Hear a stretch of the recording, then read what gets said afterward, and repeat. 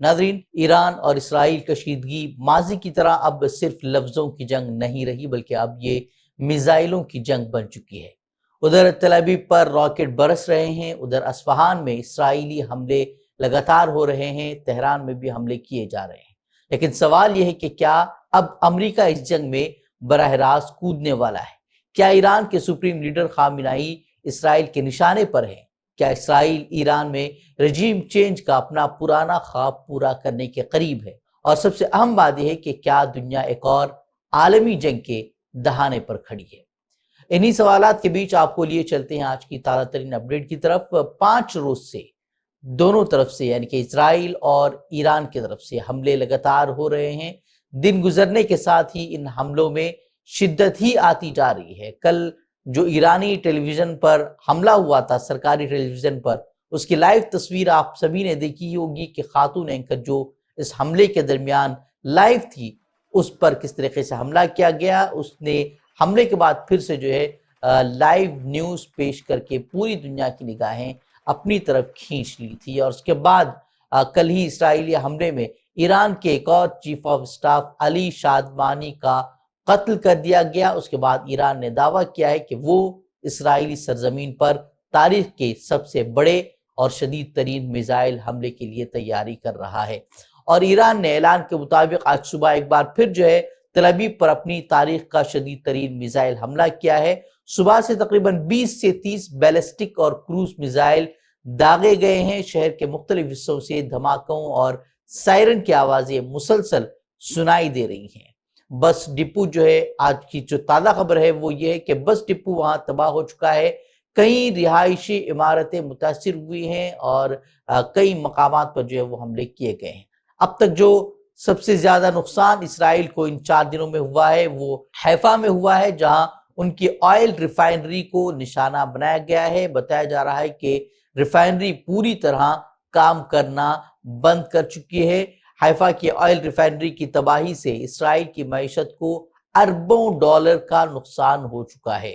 ایرانی انٹیلیجنس نے اسرائیل کے حساس جوہری دستاویزات تک رسائی کا بھی دعویٰ کیا ہے، جو کہ اسرائیل کی سیکیورٹی کے لیے بھی ایک بڑا دھچکا مانا جا رہا ہے۔ لیکن اسرائیلی حکومت اب بھی جو ہے وہ زخم چھپا رہی ہے۔ کوئی صاف تعداد، کوئی واضح اعتراف جو ہے ان کی طرف سے سامنے نہیں آ رہا۔ سینسرشپ کا ایسا سخت نظام اسرائیل میں ہے کہ کوئی میڈیا کوئی تصاویر اسرائیلی حکومت کی تصدیق کے بغیر دکھا نہیں سکتا۔ البتہ وہاں کے جو عرب باشندے ہیں وہ کچھ تصاویر سوشل میڈیا پر شیئر کر رہے ہیں، جس سے عوامی مقامات پر جو نقصانات ہو رہے ہیں اس کی تصویریں نکل کر سوشل میڈیا پر وائرل ہو رہی ہیں۔ جہاں تک ان کے فوجی مراکز اور دوسرے جو مقامات ہیں وہاں کی تصویروں کی بات ہے تو وہ سامنے بالکل ہی نہیں آ رہی۔ بہرحال دونوں طرف سے حملے جاری ہیں۔ اسرائیل نے آج صبح اصفہان کے شہر کاشان میں ایک چیک پوسٹ کو نشانہ بنایا ہے، اور اسی بھی جو ہے ایرانی زمینی فوج کے سربراہ نے ایک بڑا بیان دیا ہے۔ ان کا کہنا ہے کہ اگلے حملے میں اسٹریٹجک مراکز اور جدید ہتھیار شامل ہوں گے اور کچھ ہی گھنٹوں میں وہاں مزید حملے کیے جائیں گے، کوئی بھی مقام محفوظ نہیں رہے گا۔ انہوں نے تل ابیب کے لوگوں کو وہاں سے نکل جانے کی بھی دھمکی دی ہے۔ انہوں نے یہ بھی کہا ہے کہ یہ صرف دھمکی نہیں ہے بلکہ پیشگی اطلاع ہے۔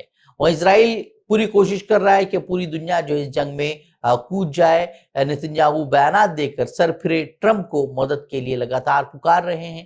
نتنیاہو کے بیانات کے بعد ٹرمپ نے G7 اجلاس بیچ میں ہی چھوڑ کر آخرکار انہوں نے اپنا رخ جو ہے واشنگٹن کی طرف موڑ لیا۔ اس نے تہران کے شہریوں کو فوری انخلاء کا مشورہ بھی دے ڈالا ہے اور واضح کر دیا ہے کہ اگر ایران ایٹمی ہتھیار کے قریب پہنچا تو حملہ یقینی ہے۔ سوال یہ کہ کیا ٹرمپ صرف بول کر چپ ہو جائیں گے یا پھر اب میدان میں امریکی جہاز بھی دکھائی دینے لگیں گے؟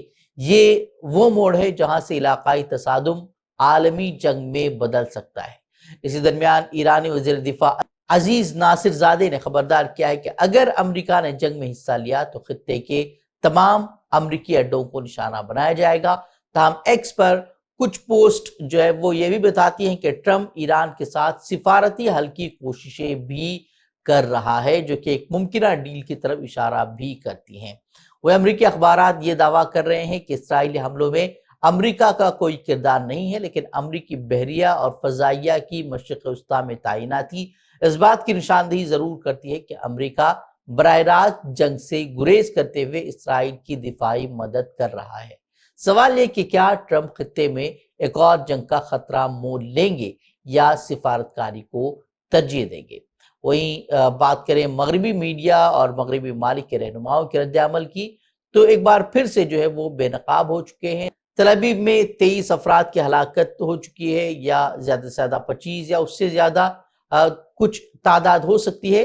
اس پر جو ہے یورپی چینلز اور یورپی ممالک جو ہے وہ ان میں جو ہے کوہرام مچا ہوا ہے، لیکن ایران میں سینکڑوں ہلاک ہو چکے ہیں اور غزہ میں ہزاروں شہادتوں پر وہاں اب تک مجرمانہ خاموشی برقرار ہے۔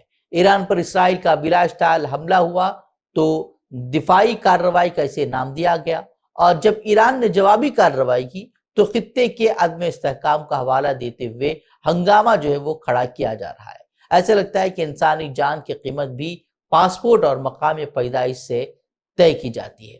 اور عرب ممالک کے رد عمل کی بات کریں تو سعودی عرب سمیت 20 عرب اور مسلم ممالک نے اسرائیلی حملوں کی مذمت کی ہے اور کہا ہے کہ یہ خطے کے امن کے لیے خطرہ ہے۔ اور اسرائیلی وزیراعظم نتن یاہو کا صاف صاف بیان سامنے آ رہا ہے۔ اس نے یہ کہا ہے کہ ایرانی سپریم لیڈر آیت اللہ خامنئی پر حملہ دشمنی کا اختتام ہوگا، یعنی وہ سیدھے طور پر ان کے قتل کی بات کہہ رہے ہیں۔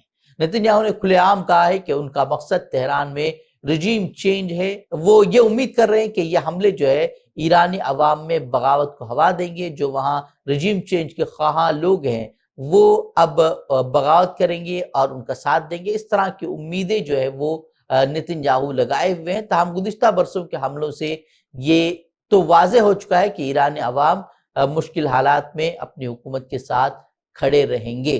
وہ ایکس پر ایک صارف نے لکھا کہ ایرانی فوج اور پاسداران انقلاب الگ الگ کام کرتے ہیں، جو رجیم کی مضبوطی کو ظاہر کرتا ہے۔ ناظرین، جو کچھ ہو جنگ جاری ہے اور مسلسل بڑھ رہی ہے۔ اسرائیل کو پہلی بار جو ہے اندرونی نقصان سہنا پڑ رہا ہے۔ جو غزہ میں انہوں نے کیا، اب اس کا کچھ مزہ جو ہے وہ آج ایرانی حملوں میں وہ چکھ رہے ہیں۔ ایران پیچھے ہٹنے کو تیار نہیں ہے اور امریکہ ابھی میدان میں داخل ہوا ہے۔ کیا یہ صرف آغاز ہے؟ کیا خامنئی واقعی اگلا ہدف بننے والے ہیں؟ کیا اسرائیل کو سبق ملے گا یا پھر دنیا میں عالمی جنگ کا آغاز ہوگا؟ یہ اب دیکھنے والی بات ہوگی۔ ناظرین، یہ اب تک کی کچھ خبریں، تازہ اپڈیٹ ہم نے آپ کے سامنے رکھے ہیں۔ مزید خبریں لے کر آپ کے سامنے حاضر ہوں گے۔ تو ناظرین، السلام علیکم ورحمۃ اللہ وبرکاتہ۔